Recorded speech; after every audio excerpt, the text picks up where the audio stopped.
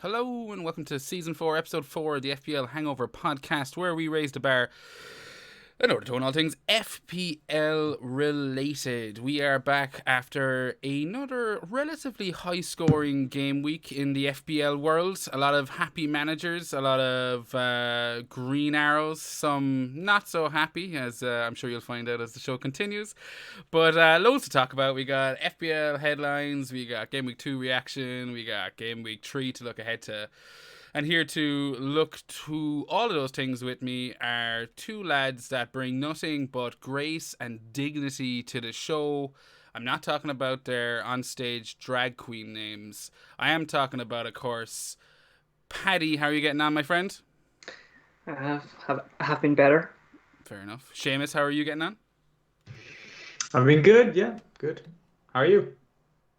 I'm not too bad. I'm glad to see that that everyone's smiling. Paddy, you're looking a bit mischievous. How's everything out in up there with you? Oh, that's wonderful. What? Great. What? Great. Oh, okay. Yeah. Paddy, Just fucking get it over You with. seem low energy. You seem low energy this week. What's the You matter? were full of beans last week. No shagging. Oh, pity. No, but in all seriousness, it was a bit of an upside down week for you, Paddy. After the roaring success of Game Week 1, would you care to tell the audience how your Game Week 2 went? Yeah, sure. I might as well. As you know, I had a fantastic Game Week 1. I was on course to win the whole game, and then, just as this game does, it just brings you crashing right back down to earth. And that's me for Game Week 2. Finished on 60 points overall. Went from 92,000th in the world of 8 million people. And right down now to 520k in the world out of 8 million people. And that's just not good enough for a manager of my stature. But anyway, the defense started off so wonderful. It was, things were going good right up until Monday. Simicas 11 points, Alexander 12 points. Likely did I think by then that was going to be my highest scoring player, Trent Alexander. Shaw 4 points. Miraculous bonus points we'll talk about later. And captaincy was on Salah 6. Pogba got me a poxy assist, take it all day long, and Fernandes 1. Strikers, Calvert-Lewin 7, Danny Ings 8, and that was it. Wilson done pants off. Paddy, you need to cheer up a bit. I can't believe how blasé you were about another Pogba assist after the fucking carry on last week. I know. Look, I'm still a bit optimistic. I think I might finish inside the top 10 this year, but winning it might be out of the picture. I'm afraid. No, that is not true. You've got a grand total of what are you on at the moment? 167. That's well within reach, Paddy. I still think this season is your season. You're winning the FPL. What about yourself, Big Mac? You weren't here with us last week. You were being a good family man, and you're back this week, of course, sitting on a big fat green arrow. I'm sure we won't see much of you when the red ones come around. But how was your game week 2, Seamus? Yeah, pretty good. You probably mentioned it on last week's pod. In fact, I know you did because I listened to the pod. But I got 96 points in Game Week 1, which was like a point more than you. I think there was only one difference in our team. I dunked your Kufal, I think, in that week. It's pronounced Sufal? Yeah, but I also believe it's called Ben Rama or something like that. So, I'm just going to call him Ben Rama, and I'm just going to call him Kufal, if that's okay with the public. But yeah, I 96 points in Game Week 1. Then this week followed up with a 78 pointer, which wasn't too bad. Could have been better. I stuck with Barnes, and he again disappointed 2 weeks in a row. But obviously he's got that fixture against Norwich this week coming up, so that's kind of what I had in my mind. Mahrez started on the bench, came off and scored for me. And I, the same as Paddy, the double Liverpool defence, Trent and Simicas. I also double Brighton defence, so that was a nervous watch for me. I kind of sat in my hands the whole second hand watching that. 6 points for Dunk and Sanchez. A nice 2 bonus points for Shaw, for 4 points. And then it was rounded out by Ings and Antonio. My captain, Salah, did nothing. And then Fernandez did nothing too. But I was always more worried in that because I have Fernandez and I wasn't too worried about the ownership. I was more worried about Greenwood, who went off and scored. So that was an annoying one for me because Greenwood had been in a lot of my early preseason drafts and really only kind of came out at the last minute because I wanted to get Mahrez in, and that meant I had to make a downgrade. Yeah, I mean, 78's a pretty decent game week. I think you with a bit of a red, I imagine, or a bit of a green arrow up to 500k. Not that it really matters at this stage. No, I'm up to 304k. My apologies. I'm looking at your game week rank in front of me. Yes, always trying to take you down a peg. Hey, Seamus? A peg or 200,000. Yeah. Speaking of getting pegged, yeah, I can't. As you said there, like we had very similar teams. I think we had one difference, and now there's 2 or 3. But looking at Mahrez on the bench against Norwich, like how predictable was it? That was almost more predictable than both Salah and Fernandez blanking this week. It was Mahrez not starting against Norwich. Has that sealed his time in your team, Seamus? You seem like, I've looked at some of your Twitter comments and stuff, and you seem done with Pep Roulette. Yeah, I'm done. This was the same last year. Last year, like Diaz was the only real one that seemed to be kind of worthwhile, and even at the end of the season, like Ederson was their top point scorer. He got 160 points. He's worth 6 million, which you kind of think that's a lot of money to be paying for that when, the likes of Martinez, who was cheaper last year, was getting more points. But yeah, I mean, if it goes the same way, unless they sign Harry Kane and Harry Kane starts banging 2 goals and assists every game changer. But I can't be dealing with Pepsi Roulette. There's too many options there. I think I'm just going to ignore Sterling, De Bruyne, Mahrez, Grealish. I think I'm just going to ignore City altogether. Even their defense, which is normally the kind of reliable one you want to go with. John Stones has got to come back into that team. Cancelo could be dropped. I'm just going to ignore him. I should have went with my gut, and as I said, gone for Greenwood instead of Mahrez. That would have given me more money to do more with Barnes. I could have got Jota. I probably wouldn't have gone Jota, in fairness. I probably would have gone for Mount, or I would have gone for Wilson, who've both done some things in the first couple of game weeks, but Barnes has done nothing. This is Barnes' last week in my team, regardless. He's going next week. I've already made one transfer for this week, but I've kept Barnes, as I said. Barnes is gone. Bitten the bullet. He's gone. For the flavor du jour, but we can discuss that later. I think you should discuss your team and how well you did this week. Thank you, Seamus. Thank you. I had a pretty decent week. I got a grand total of 87 points. So, yeah, that West Ham match on Monday night really kind of just seals the week. I think I got 32 points from it or something you were mentioning a while ago. I had Ben Rama, Soufal, and Antonio, so it was just point city. And I was chuckling and a very happy man watching that match. So herself had gone out for a few pints with her college mates, and it was like, oh, I guess I have the evening to myself. I'll put on the TV, pull out the moisturizer, have everything ready to go. And it was just a fantastic Monday night. A couple of drinks and watching the green arrow just get bigger and bigger and bigger. As that's not a pun. That's an actual. That was what was happening.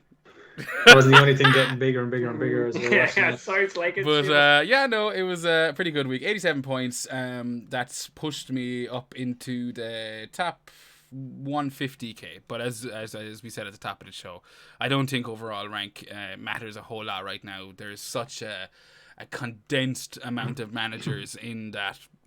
Top million is just so fucking packed. Between 30 points, 15 points sees you go from, I don't know, where I am up to 15, 20k. Do you know, kind of like 15 points? It's like, really? Okay. Yeah.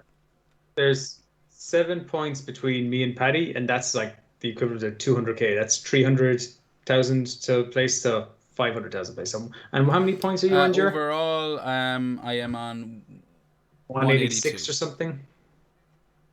182. So there is 8 points between us two at the 100k mark. So one good week can turn it around.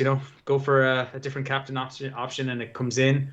or get it wrong, and you're going to see big swings up or down. So yeah, I mean, it's all about just jostling for position and getting the points on the board. I mean, like, what am I on? 170, 174. So that's an average of 87 points over 2 game weeks. That's not sustainable. So there's going to be poor weeks sooner rather than later. And just you want to have a good week that week whenever else having a bad week, and you'll find yourself flying. Exactly. And that's a Well perfect said, segue. Seamus. Well said. Yeah, perfect segue into Paddy. And you're look, you made this bed last week. I made this muscle. Yeah, I'm fucking ready to throw it at me. Yeah, no, but I mean, I just want to know what the plan is. 60 points. You had 2-3. You did it. You rolled last week. So did Seamus. I did go from Barnes to Benrahma, hashtag points there. So that was great. But Paddy, you've made your 2 transfers. You said it off air, and I'm intrigued. How do you get this back on track? Right. Well, I feel that I need to get on the Benny train, the Ben Rahman train, if that's how you pronounce it. Mars will be pretty happy with you there. He will lie. But look, I'm not messing about. We all say, let's hold steady on the transfers and wait till the day before. Sometimes you just can't. These guys are rising. Like they're going up by I think there was 50% every half hour of manager was bringing these Antonio and Benrahma in. So I was like, Benrahma, get into my team. So out went Pogba. Shock. What? With United's fixtures? Yeah, out went Pogba. I looked at United's next 2 fixtures compared to West Ham's next 2 fixtures, and I preferred having Benrahma over Pogba for the Palace game, and I already have Bruno in the United team, so that's me. I have Seamus, and I thought take a few of these eggs out of the basket, and I'm happy. It feels good, I had I get 5 assists from Pogba the first 2 games, and it feels like it's time to move over to Benny. And the other one, not so convincing, but I wanted to get some money into the team, and I done Ben White mainly out of fear. Thought he was going to drop in price. Didn't want to lose any cash, and I brought in Shane Duffy for Brighton, who I think we were talking as well earlier that Brighton look pretty decent at the back, and now I have 2 million in the bank, and I'm happy to have that money there. But I already know probably what my next transfer is after game week 3, or maybe my next fire to put out, and that's Seamus has probably got to go. He's gonna, as soon as he doesn't start, maybe in game week 3, I can just feel the masses are going to start selling, and his money will start dropping maybe. What have you got in the bank, Paddy? After those moves? 2 million in the bank. Okay, so yeah, that gives you lots of scope to move things around. Would you not upgrade one of your, you've got 2 4.5 million midfielders, so I see that. Yeah. Upgrade one of them. I could, to be honest, I think at the moment, I'm looking there at the defense. I'm not too sure about Shaw at 5.5. I'm not too sure about Digne at 5.5. Maybe what I do is I downgrade the price points of those 2 players, and maybe free up a little bit more money, and maybe upgrade that midfield, or maybe go for a better striker. At the minute, I'm kind of just set for game week 3, and then after game week 3, who fucking knows, because there's so much time in front of us, to... Sure. Can I ask you a question just about what Paddy's saying there? Do you want me to turn Paddy off and you can ask me in private? He's talking about your behind his back. Yeah. No, let's get I'm not listening. The FPL community involved in this too. There is a kind of school of thought that one of the things you should do with your transfers is address your weakest point in your team, which is not something I think he's done with Pogba. Now he's made a move. You've got Duffy in, and you have Tsimikas, so you have 2 4.0 million defenders, which may not be starting soon. So I'm just wondering, what do you think, George? Do you think he should focus his transfer, not downgrading the likes of Digne or Shaw, but actually trying to improve one of those 2 positions with his following move? You read my mind there when you said the focus on what's going wrong and not what's going right, or focus your transfer towards what's going wrong. But what I would say is that I think Pogba to Benrahma is a solid move. I think Paddy did get the, like, obviously we don't know what United do. Yeah, The vibes. exactly. He's got his crystal ball, so we don't know what he's seeing. So I mean, we got to trust a little bit in that. But I do think he knows that he got away with it with Pogba in the sense of like not got away with it, but got richly rewarded in those first 2 game weeks, more so than I think would continue. Yeah. And I do think he had having no West Ham meant it's probably a good idea to get on a bit of West Ham. So cutting down a bit of United and getting on West Ham is completely fine with me. I do think the Duffy move, and I think even Paddy alluded to it last night when we were chatting, it was like you're not 100% sold on that, and with Zemeckis there, yeah, there's issues. I don't know how long Duffy's going to start, especially once they get the likes of Veltman and Dan Byrne, I think, was he missing this week? I'm not sure, but I know they have a few other players to come back. So, yeah, I think the Duffy one will be a future transfer down the line. As far as Sean Dina go, like, there's money there to fix things, but he already have 2 million in the bank, so I definitely would be just looking at what can you do with that 2 million and, before looking to try and take more money out. But I think it's on the right track. And post international break, game week 3, there's going to be loads of fucking questions, and you're going to be delighted to have that money. Yeah, no, great points by Seamus there. It's true. Fixing the fires and all that. But I do know the Duffy move was a bit, of a brain fart, maybe, right? Because it looks like it's a move that I'm just going to have to fix in a couple of game weeks again. But what I am hoping is I'm quite happy having I feel like I have adequate Manchester United coverage for the next fixtures, and I definitely wanted to get on the Benny train. A lot of people were saying that they were reluctant to get on Lingard last season. Kept thinking going to happen. It's going to stop. It's going to stop, and I don't want to be like that with Ben Rackman. I want to be on that train. And I like his fixture against Palace and his next one against Southampton. So I'm kind of happy in that. And I've got this little bit of extra money in the bank, and I'm sure I'll be able to patch the team up. Yeah, I don't doubt it for a second. And I mean, as I said, I think, getting on West Ham at the moment is probably well worth it. One thing I am really hope goes my way this week is that Zemeckis has one final game for game week 3, and the vibes are bad. I don't feel like. What do you think? Do you think? Well, I think Robertson came out today and signed a new contract, but also revealed he's fit again or something like that. I didn't read the entire tweet, but that seems to be what I was picking up on from Twitter today. But either way, he was on the bench the last game, so you gotta think he probably is ready. And if it wasn't against Chelsea, if they were playing Norwich, I think maybe he'd give him Simicast maybe another game just to make sure Robertson was okay. But against Chelsea, he's going to want his strongest team out there. Yeah, true. But even if Simicast plays, I don't think they're keeping a clean sheet. And maybe they will. But I don't know. So fucked either way, Seamus. I think Chelsea are keeping a clean sheet, personally. I think Chelsea are keeping a clean sheet. Another thing as well to note, Simicast came off, around the 70th minute, was it? No, I think Zemeckis played the whole match. Or no, the 92nd. All right, but it when was meant to be taken off around the 85th minute, but the ball just stayed in play for about 5 minutes, so he came off in the 91st minute. And it was kind of like a send off, wasn't it? I think he went up and applauded to the cop as well. It was nearly like, that's my last game. Welcome, Robbo.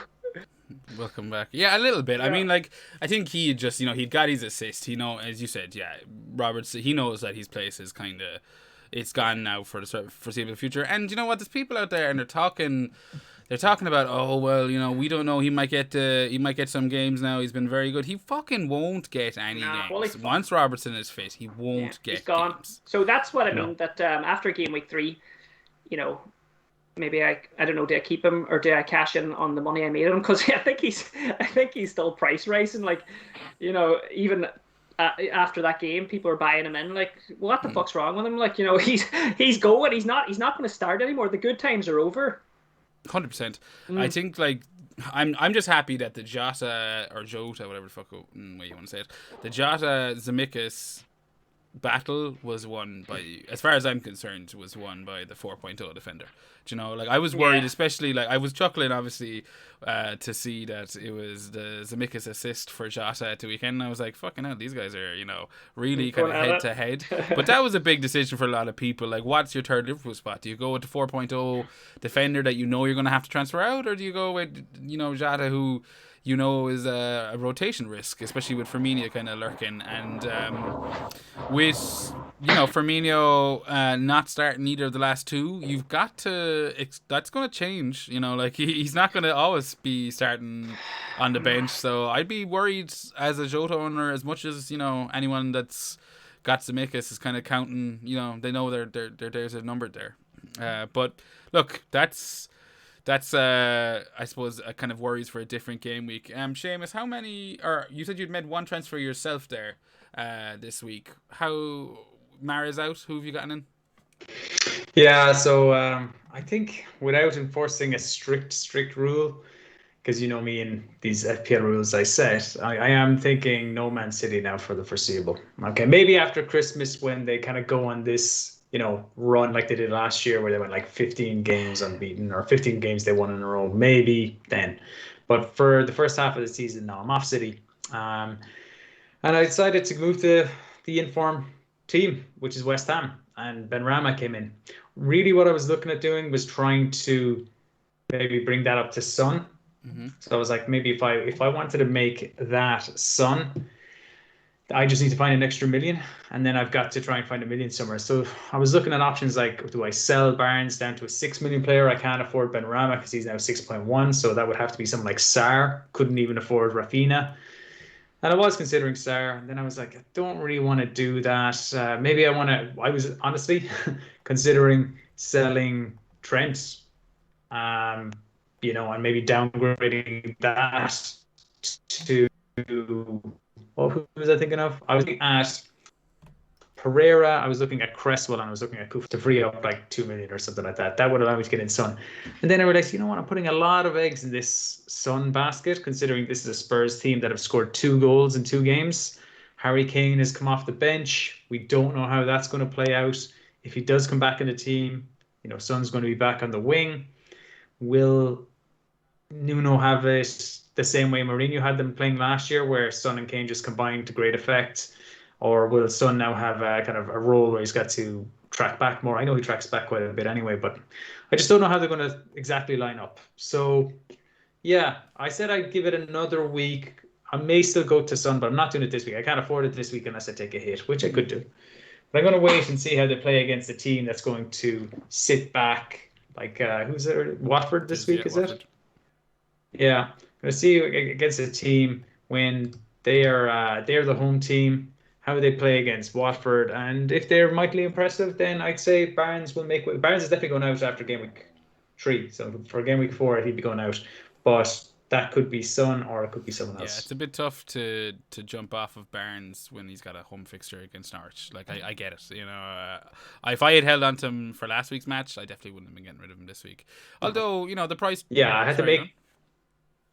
No, sorry, I was interrupting you, but I just want to say I had to make that decision last week. Literally, whatever decision I made before Benrahma, kind of like yourself, you made the decision early. Okay, I want Benrahma. I'm going for him now because he's going to rise in price. I decided if I don't do it now, I basically am committing to Barnes for the next 2, which is kind of what I did. So now I'm just going to ride that train to hell and make sure I get some points. Yeah, fair enough. Yeah, you kind of. Just to clarify, who did you actually swap out Mahrez for? Benrahma. Oh, so you did get on the bench. Yeah, of course. Yeah, you just said it. I'm an idiot. Benrahma. No, I think don't look at gift horse in the mouth. He's playing in that Lingard role from last year. We know what Lingard was able to do. I think he'll be able to do it. He looks very, you know, ex-lively, as they say. And I still think there'll be points there because West Ham just look like Moyes has got them taken over nicely. And like, if anything, I'm thinking of maybe going triple as well. Like, as I said, if now that I have freed up some money for Mahrez, if I decide I don't want Son next week, then that looks like maybe Simicast could become Kufal. Yeah, I mean, look, there's going to be a lot of tinkering. I think we've been kind of yammering on about our own teams for quite a bit. If anyone is watching this on YouTube, anybody, you might have noticed that my camera has switched off. That's just an issue on my end. So you're gonna have to make do with the brief 5 minutes of my face you got, and use your imagination for the rest. But I think it's time we switched on over to the week in FPL, as it's been lovingly named by Paddy himself. This is completely handwritten by Mr. Brown here, and it gives us a good rundown of all the headlines really that's kind of got everyone chatting this week. First up, you can see, and it's on, it's what everyone was talking about. We're talking about what are we going to do with our money. I've got money to do this, Paddy's got money to do that, you've got money to do your Seamus. And I think like a lot of people in the back of their minds are going to be looking at how they get a few bob in the bank and upgrade maybe someone like an Antonio or an Ings, more so Ings than Antonio because Antonio's on fire, to someone like Lukaku. And his second debut for Chelsea, his second return to, I think it was it home this week, Stamford Bridge? Or was that? No, it was away at Arsenal, I think, actually. Yeah, no, it was an away match. But yeah, he came out of that, kind of got heads turned, goal. I don't know what he got, 8 points in total in the end. Yeah, 8 points. Yeah. Has that grabbed any of your attention? Are you kind of wondering how the fuck? Because we're talking about Benrahma here. We're talking about the same kind of players we've been speaking about pre-season and stuff. But this is someone that, I don't know, could turn the game upside down. Any thoughts on that, Paddy? Well, look, it's the way I can look at it is he's caught my attention. I'm looking over there. I like shiny new things. Yeah. I would like to have him in my team. Do you know what it's like, right? And this might sound crazy, but it's like when you get a really good PlayStation game, right? And you're really into it. You might be halfway through it, and then the next thing, this new PlayStation game comes out, and you're like, oh fuck, I want to play that too, but you don't really want to, neglect the one that you've been playing, put a lot of time into. And I'm looking over Lukaku. I want him, but I don't see how I'm going to get him just yet. And it kind of works in my favor because I know he scored. Arsenal. We can make the joke. It's not going to be playing Arsenal every week, but the fixtures are getting a little tough. Like they're tougher for Chelsea at the next couple. Yeah. So I think that it coincides well with me that I don't have to. I don't feel like I need to just grab him and now rip up my team. Although I don't know if it was a joke tweet by Mark Southerns, the GOAT, but he posted a picture of, I think, a transfer. I think he might have brought Lukaku in already. I also see, has he price raised already? Or if not, I think he could be tonight. There is a lot of people that are, they are just running towards Lukaku. For now, for me, it's a wait and see. But that's what the headline was about. Let's rip up your teams or something, because that's what it felt like. No. On the vibe on Twitter, in the Twitter sphere. 100%. And you hit the nail on the head there with the fixtures. Chelsea have Liverpool up next. Obviously, that's not an appetizing fixture for any team. But yeah, Liverpool, Villa, Spurs, and Man City in the next 4. So I mean, I think as everyone's already highlighted, game week 7 is when Chelsea's fixtures swing big time, and for me, like, I'll be happy to just keep an eye on him and, make my decision closer to game week 7, game week 8. What about you, Seamus? Any thoughts on Lukaku? Yeah, I mean, I don't get go from this week away to Liverpool, but game week 4 at home to Aston Villa, I consider. Now, unfortunately, it's followed by Spurs away, Man City at home. But we don't know. Spurs away might be a bad fixture, and they did beat City 2 or 3 times last year. After that, as you said, game week 7 is where it kicks in. So I think you could reasonably go from game week 4. I was just looking and playing around my team as we were discussing it there, and I could get him in 2 moves in game week 4. Like I could go Ings, and we know Ings has 3 great opening fixtures, but it turns from game week 4. So I'll probably, unless he bangs in like a hat-trick against Brentford and I decide I want to keep him, I can't see him scoring against Chelsea. I just don't imagine anyone scoring against Chelsea this season. Yeah. But I know they will, but I don't envision it. So if I got rid of Ings for Lukaku, I'd have to just downgrade Barnes to somebody 6.4 or below. So that gives me lots of options. A lot of people are talking about Doucouré for Everton. I've seen a lot of people discussing that, but I'd probably go for something like Sarr at 6 million. I think Sarr 6 million is a good shout. I think Damari Gray, he got a goal this week for Everton. He might be one worth watching. I know he didn't do much as a Leicester asset, but you look pretty dangerous at the weekend. And if Everton kind of continue this run of form they're on, I wouldn't. Like, I think he's only 5.5 or something like that, so dirt cheap. You know? So I could do it. I think I'm gonna hold off. Who's the two players again? Sorry, Seamus. Ings and who? I could go Ings and Barnes to Lukaku and Sarr. Okay. And I'd have 0.4 in the bank. So that even gives me a bit of wiggle room if he wants to go up a couple of. And like you mentioned, he might have gone up. He hasn't gone up yet, but he's had like over 300,000 transfers in. So I'd anticipate he's going to probably go up. And if he does anything, against Liverpool, the problem with getting him for game week 4 is there's an international break after this next game week. So, we always see an international break with 2 weeks off. Players could double rise, potentially. I don't know if there's statistics to back it up. I do feel like they actually don't rise so quick during these longer breaks. Because I always think they will, but they never seem to do it. But yeah, I'm gonna wait and see. Again, I'm gonna hold off. I'm gonna wait and see. I said Ings could go out. It's just a lot easier for me to just move laterally over to Calvert-Lewin, who started the season really, really well and has a home game against Burnley in game week 4. I don't think this is a great week to go for Calvert-Lewin against Brighton away, seeing as they've got like 3 tall centre halves in Dunk, Duffy, and Webster, and if Byrne comes back as well, there's another one of them. So I don't think he's going to get a lot of joy with headed opportunities like he normally does. I think they're just going to be well set up for that. So yeah, I think this is not, and just as an aside, Brighton are just stronger defensively. I think they've just shown that since the second half of last season. Potter's kind of got them whirring along now, and I just think I don't see he's going to score this week. But from game week 4 on, that seems like a straight swap for Ings to me. So I'll be watching the games in game week 3 really, really closely, specifically Son and Lukaku, because if I want to get a big premium player in, it's probably going to be one of those. Yeah, I mean, there's a player we're talking about DCL there. You're talking about all the upgrades you can do with striker. There's no one has mentioned, and it surprised me. No one has mentioned Paddy I yet. Leeds, their fixtures aren't too bad. I mean, after this week, they have obviously Liverpool in game week 4, but Patrick Bamford, 8 million.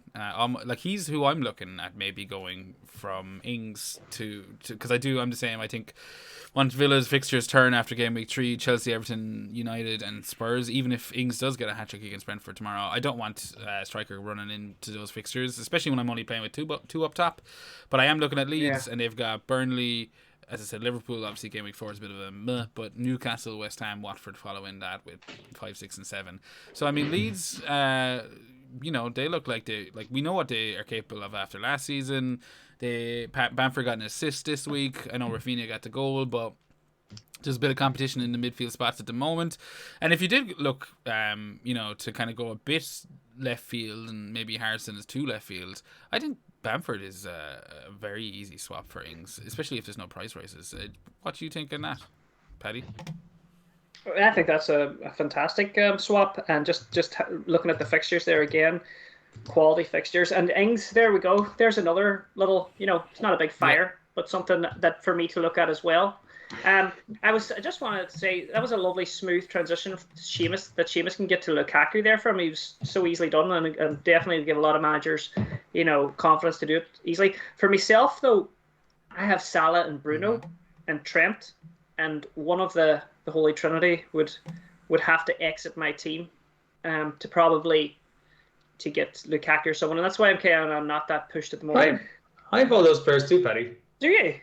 Jesus. Well, maybe there is hope for me. I could get it. It's just, as I said, it means having 2 6 million midfielders in Benrahma and what's his face, someone like Sarr, and having like a 4.5 forward and a 4.5 mid. So it's doable, as I said. But like what you're saying there about Bamford, again, just look at his fixtures. As I said, Calvert-Lewin, I can see Ings to Calvert-Lewin being a move I make in game week 4.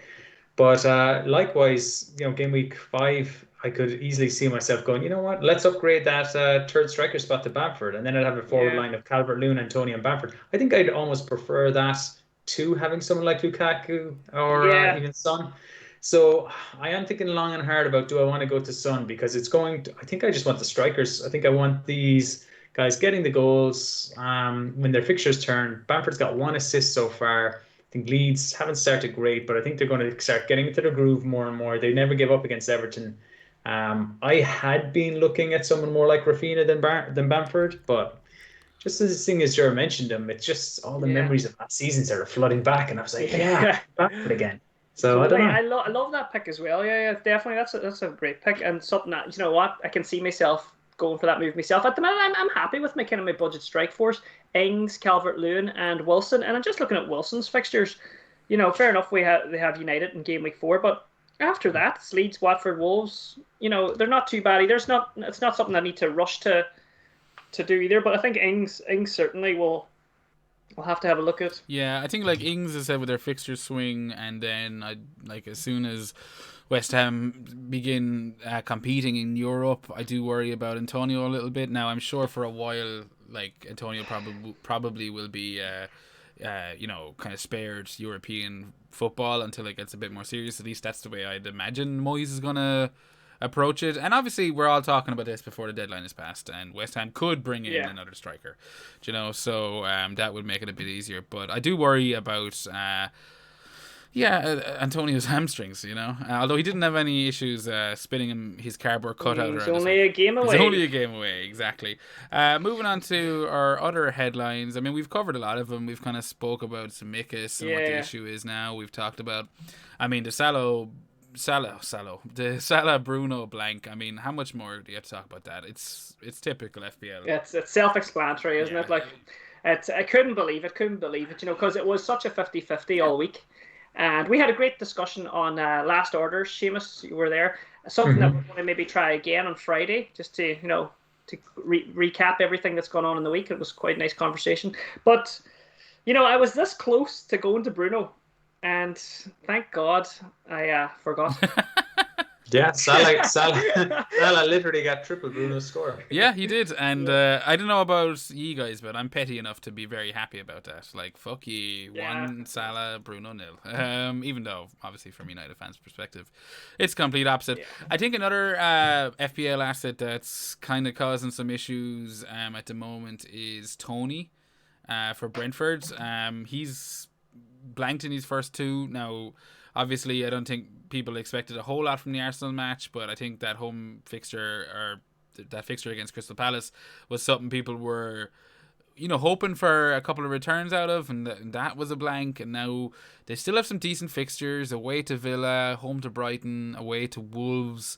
I mean, Brighton and Wolves are, like, they might be blue on the fixture ticker, but they're a bit stingy. I mean, Wolves have conceded 1 goal to Leicester and 1 goal to Spurs, and we know what Brighton are like. We've spoke about their defence already, so the time could be running up for Tony owners. 6.5.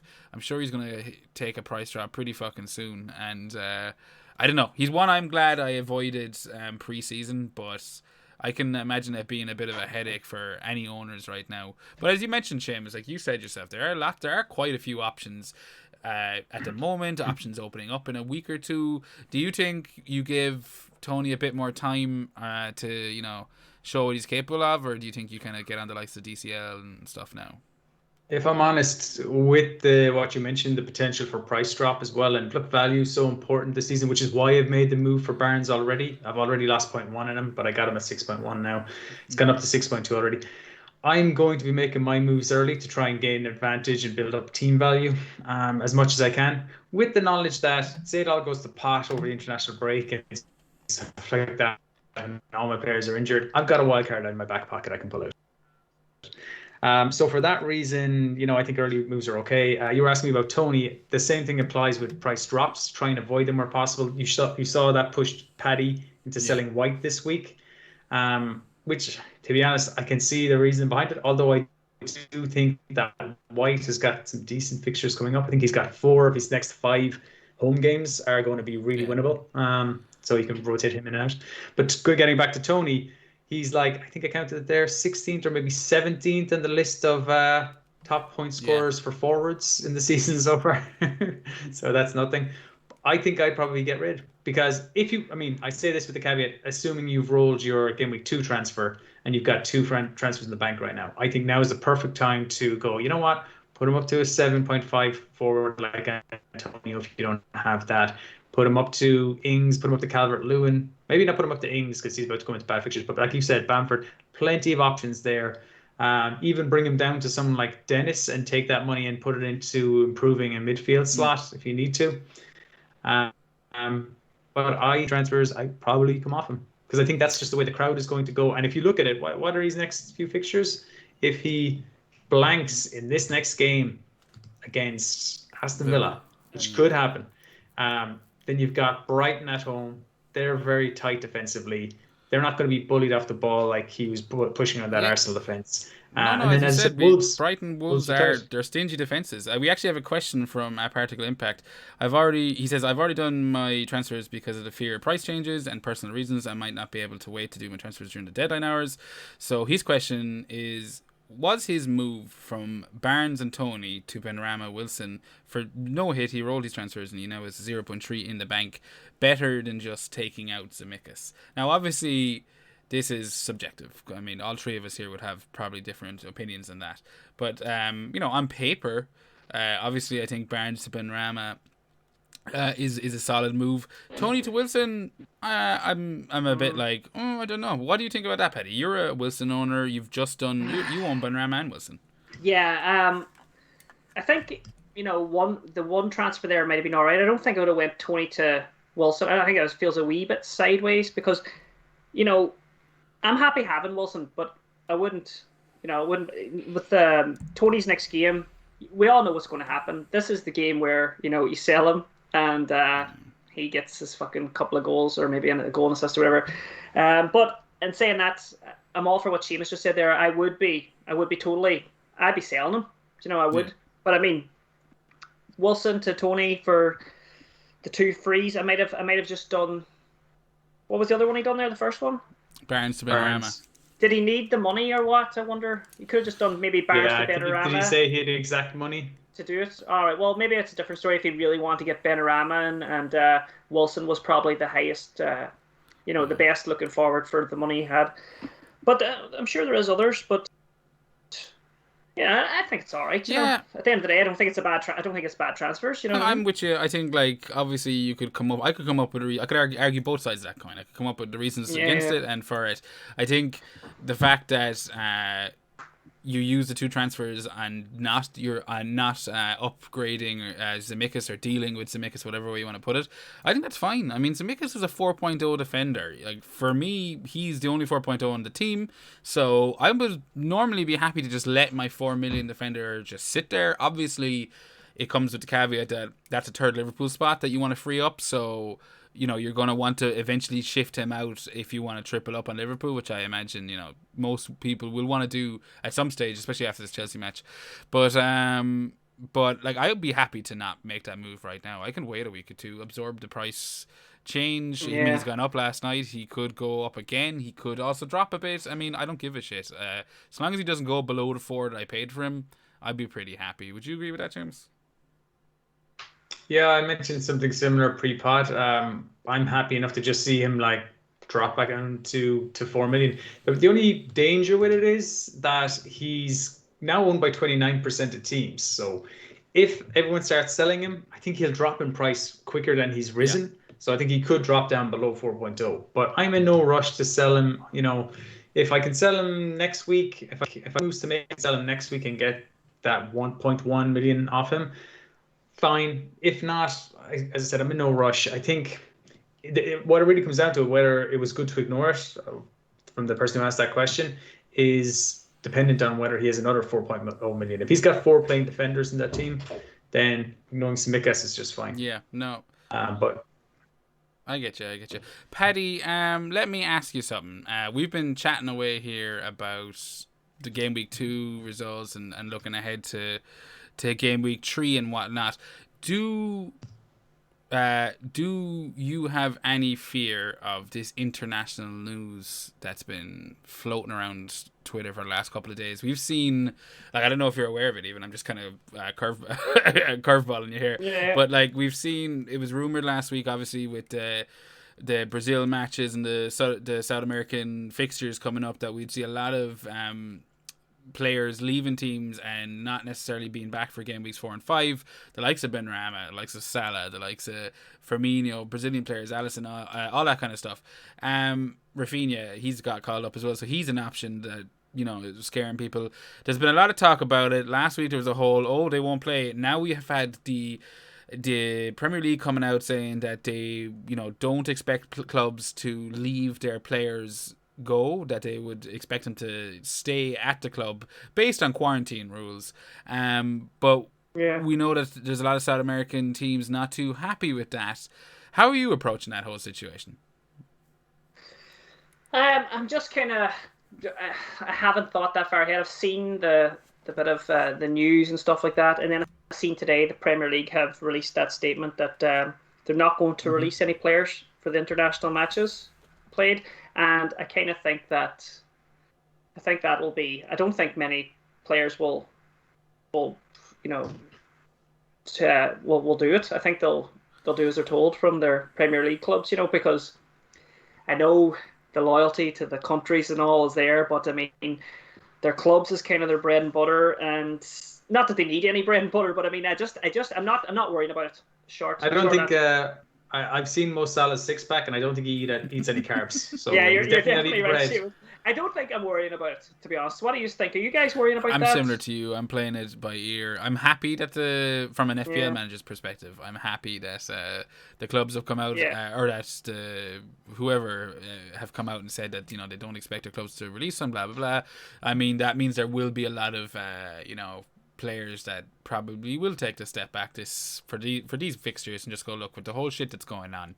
Also, not just as an FPL manager, there's a bit of common fucking sense. I don't want people flying around halfway around the world if they don't need to. Yeah, exactly. You know? But exactly. FPL wise, I'm sitting back and waiting. What about you, Seamus? Have you any concerns over it?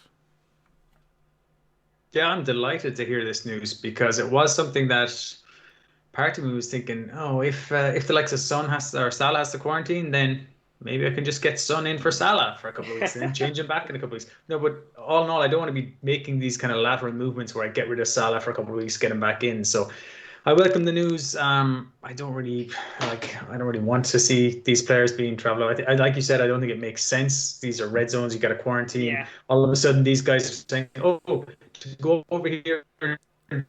They then miss actual work for 2.5 weeks. They miss 2 Premier League games. Worthington Cup game, whatever that championship, the Carabao Cup game, and they also miss Champions League game. No, it makes no sense. So I'm delighted to see that. I don't know. I think players will be happy as well. I think they'll be. I'd say they probably weren't too. I don't know. Everyone wants to represent a country, but you know, it is a bit of a pain having to travel to South America. And look, let's be honest, it's mostly teams playing in South America. Yeah, it's not teams traveling around Europe. 100%. So they'll never admit it. No, they'll take this excuse and know exactly what you're saying, Paddy. They'll take this excuse and they'll go to the country. Well, look, my boss won't let me. What can I do? Same way I blame my wife when I can't. Exactly. They'll never admit it, but they'll be really happy inside. They don't have to go anywhere. Yeah, but it's definitely kind of like, I mean, you talk about you don't know how the players are feeling about it. I noticed some of them don't seem too impressed. I know the likes of, I think Cavani has shared something on Instagram now. I don't even know if that was the real him. I was just flicking through it a while ago, but you know, it seems like, you know, to the likes some players would probably take it a bit more to heart than others, but FPL wise, I think everyone can kind of breathe a bit more a sigh of relief than, you know, the weeks beforehand, because that would have been worrying me, especially the fact that a lot of managers have rolled a transfer. It's kind of getting to that stage, especially if you're not wildcarding, where you're thinking about what your next moves are going to be. It's kind of pivotal at this stage. You know, what do you do? Do you jump off? Do you jump off of Barnes? Do you go on a Rafinha? You know, and just the quarantine and really kind of throws it up in the air. But I think we're pretty much done with the headlines. That was a big thing I wanted to chat about. was the international kind of rules and quarantine and stuff. There's one more kind of, I don't know, I think it's a big talking point, and that's captaincy this week. Now, you say that's a big talking point every week, but I'm genuinely, like, I find it a lot harder this week than I did last week. Like, I know the Bruno Salah debate was rich and it was going on all fucking week, but I didn't have any doubts. I knew exactly who I was captaining from, the start of the game week. There was no worries about it. This week, it's a lot trickier. Now, I didn't mention at the top of the show, but I did make my transfer early. I did it, I think, Saturday evening or Sunday evening, for fear price rises similar to Nuclear Atoms. I got Mars out for Son. So Son is now sitting in my team. Ooh, yeah, exactly. Fancy. I'm pretty happy with Son there, and he's given me a solid option for the game week. Now, I am a bit worried. There's talks of him. He got rushed off. Yeah, he was apparently rushed off the fucking broken leg. No, but he's apparently rushed off the field before the match with the medical team, and there was worries of him not starting. He did start. He played 70 minutes, and he may have walked off gingerly. Nuno didn't seem to have a fucking clue what the commentator was asking about. I didn't see a whole lot wrong with him. But he's there. He's in my team, and assuming all ends well, I think he's my solid kind of shout for captaincy. I mean, a home match against Watford, pretty obliging to Brighton last weekend. If they play like that against Spurs should rip them apart. So I'm happy to have that option, but neither of you have a Spurs option. What are you thinking for captaincy? Paddy, you've made a couple of changes already this week. Who are you looking at? Yeah, well, this is interesting actually, because for when we done the last orders talk on Friday, remember Brandon was asking me, being a United fan and all, does it take place in my decision making, because I was going with Salah captaincy, and I did say, even though United won 5-1, I always have that doubt about United. I always think, they're a wee bit inconsistent at times, and at the moment the big captaincy is probably it's Bruno this week. And right now, my captaincy is sitting on Salah, but I haven't changed it. But it will be going over to Bruno. I just looked there. No bus team set. So it is going to be on Bruno. But, I mean, like, on my own team, looking at some differentials there, I'm tempted to look at Ben Rahma and maybe Wilson. Really? Wilson? As differentials, but I mean, like, that's just in my own team. I know the main differential would probably be Antonio after, Antonio guys are probably going to have bigger headache. What about you, Seamus? Oh, you don't have Antonio? No. Yeah, I forgot, Paddy. You just got Benrahma, but you had none beforehand. Yeah. I think Paddy's mentioned some great points there. I mean, I'm not considering Salah at all. His goal record against Chelsea isn't too bad. I had a look. He's got 2 goals, 2 assists in 8 Premier League games against Chelsea. Now I think he's got 5 goals and assists or something like that in all competitions against him in 15 games. But yeah, I don't expect him to do major things. Yeah, he might get a goal. We know he doesn't really get max bonus points unless he does more than one attacking return in a game usually. So I don't see a high ceiling there. I think, the default option, when I was doing my little captaincy matrix pre-season, identifying who I would captain in game week 3, I was looking at Fernandes or Son if I got him in, but I was always going, Wolves away, that's a captaincy shout, but they do look a bit tighter away from home. Maybe I won't go with Fernandes, and I've looked at my team and I have set my captain on Antonio after last night's game, it looks like. So I am strongly considering him as a captaincy. He's in great form. There's no 2 ways about it. I mean, there's no comparison to me between captaining Antonio and Benrahma. Benrahma is not going to get as many shots, but Antonio is firing in shots on goal. A lot of shots in the box. Like, Ings has got a home game. I've got lots of good options. Ings is playing Brentford, but I think Ings has had 2 shots in 2 games. And he just happened to score them both. Great point. Jesus. Yeah, so I don't feel confident that there's going to be lots of goals in that game. Yeah, maybe there is, but I think I'll just go with him. I don't think I need to captain him. Barnes again against Norwich away, and look, Barnes is disappointed so far, so I can't trust him with the armband. So that really leaves it to a choice between Benrahma, Fernandes, and Antonio. And like I said, Antonio trumps Benrahma, so it'll be Benrahma or Fernandes. So if you, like me, had Son, or Antonio Fernandes, sorry. Yeah. If I had Son, it would be Antonio, Son, or Fernandez, and it's a tough one.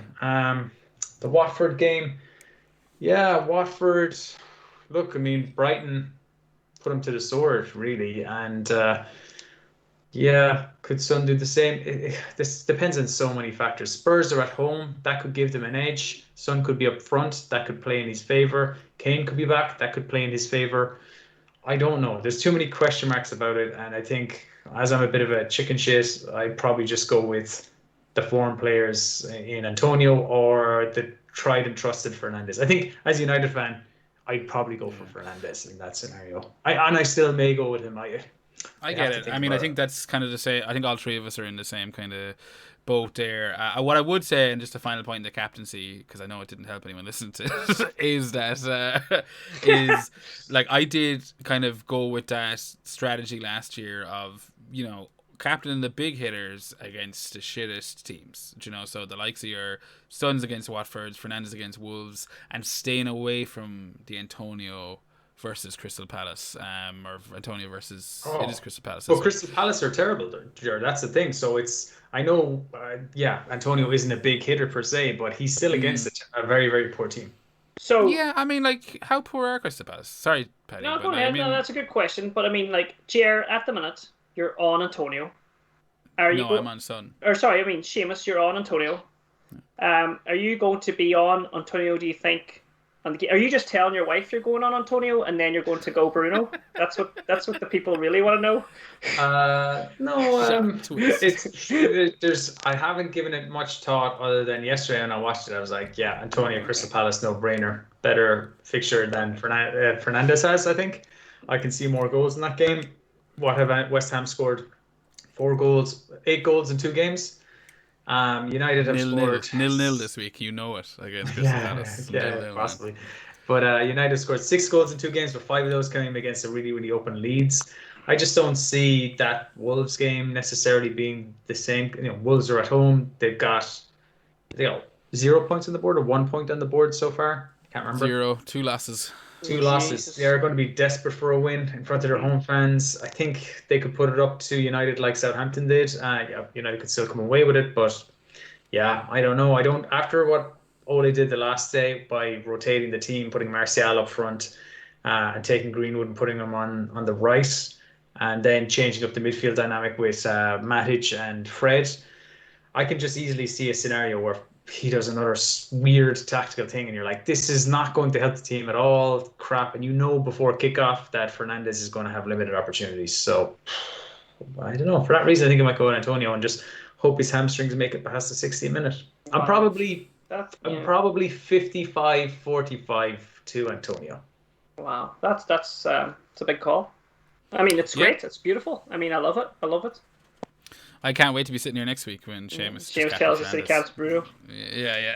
It's exactly what's going to happen. Oh yeah, Like, good. Well, it's that's why easy we'll put we'll we'll, we'll see on on Friday if we get what are they called, circles, or what do you call them? spaces. Friday, yeah. Well, Spaces, yeah. We'll spaces have on we'll Twitter. talk about that Hopefully at tomorrow. last orders, and Yeah. then he fucks off and joins FPL family. Yeah, So yeah. classic turn. I think we can stick a tie in game week 2 and 3 before we move on to the mini league. Paddy, Seamus, have you anything you want to touch on before? And Myself. fair No, enough. I do like Paddy's shout saying Wilson was against Southampton is good shout. I think there could be goals in there for Wilson. So I don't think that's necessarily terrible, but I think just having him alone is probably enough for the differential. 100%. I mean, he unlucky not to get a penalty this week, as in it was given by the ref and ruled Oh, out for yeah, offside. offside. He got cleared Yeah. out by Martinez. But yeah, I just And I'm just noticed. delighted Martinez's yellow card stuck as well. Again, petty jer. I was just like, yeah, -1 for Martinez owners. Up yours. Yeah. And what about the poor Gundogan owners? Yeah, The well, loyalty, and then yeah. That's it. I mean, fuck them. yeah, fuck them all. Fuck them all. But yeah, I think we can put a full stop on it there. Before we wrap up the episode, I will just go through the mini league quickly, the top 10. The mini league code, for anyone that's looking to join, it's still open. We'll have it open for a couple of weeks, but the code is PC0861. So politically correct 0861. I really need. Yeah, no, I was going to make a reference to to the date and stuff, but there's no fucking point. Who gives a shit? It's a mini league code. It's on the screen, and I've just said it out loud. So yeah, that'll be up for a few more weeks. Get yourselves in there. But one of our own top of the mini league this week, Rubber Duckies, Peter Ovington, 93 points this game week score. That's brought him to a total of 203. So he's sitting in top spot. Tykal Chris Joe's in the second spot. Var You Kidding Me, Sean O third. Your man in Mexico, Gavin Doyle, he's in fourth spot. Earth's chosen winner, Richard Tyler Evans, fifth. The Tita Suarez, last week's, I believe, number one, Paddy I, he's down to sixth.